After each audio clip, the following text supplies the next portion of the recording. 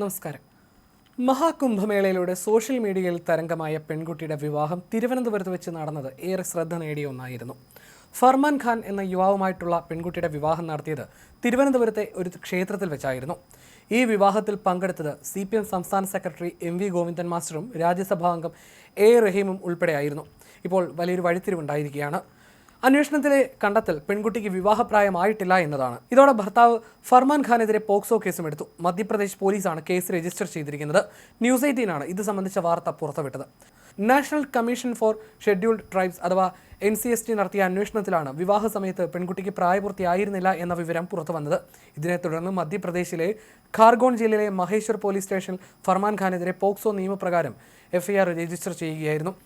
കുട്ടി മധ്യപ്രദേശിലെ പാർദി ഗോത്ര വിഭാഗത്തിൽപ്പെട്ടതാണെന്നും മഹേശ്വർ ഹോസ്പിറ്റൽ റെക്കോർഡുകൾ പ്രകാരം 2009 ഡിസംബർ 30 ജനിച്ചതെന്നും കണ്ടെത്തി. 2026 മാർച്ച് 11 കേരളത്തിൽ വിവാഹം നടക്കുമ്പോൾ 16 വയസ്സ് മാത്രമേ പെൺകുട്ടിക്ക് പ്രായമുണ്ടായിരുന്നുള്ളൂ. വിവാഹം നടന്നത് കേരളത്തിലാണെന്നും പ്രായപൂർത്തിയായെന്ന് കാണിക്കാൻ വ്യാജ ജനന സർട്ടിഫിക്കറ്റ് നിർമ്മിച്ചതായും അന്വേഷണ ഉദ്യോഗസ്ഥർ കണ്ടെത്തി. ഈ വ്യാജരേഖ റദ്ദാക്കാൻ അധികൃതർ ഉത്തരവിട്ടു. കേരളത്തിലെ ഒരു ഗ്രാമപഞ്ചായത്ത് ഓഫീസിലാണ് വ്യാജരേഖകൾ ഉപയോഗിച്ച് വിവാഹം രജിസ്റ്റർ ചെയ്തത്. വിവാഹം നടന്ന ക്ഷേത്രാധികൃതർ ദമ്പതികൾ നൽകിയ ആധാർ വിവരങ്ങളെയാണ് ആശ്രയിച്ചതെന്നും റിപ്പോർട്ട് പറയുന്നു. വധുവിന്റെ ഗോത്ര പശ്ചാത്തലം പരിഗണിച്ച് ഫർമാൻ ഖാനെതിരെ പോക്സോ നിയമത്തിന് പുറമെ ഭാരതീയ ന്യായ സംഹിത, SC/ST പീഡനവിരുദ്ധ നിയമം എന്നിവ പ്രകാരമുള്ള വകുപ്പുകളും ചുമത്തിയിട്ടുണ്ട്. ഈ സംഭവത്തിന് പിന്നിൽ ചില സംഘടനകൾക്കോ വ്യക്തികൾക്കോ പങ്കുണ്ടോ എന്ന കാര്യവും പരിശോധിക്കുന്നുണ്ട്.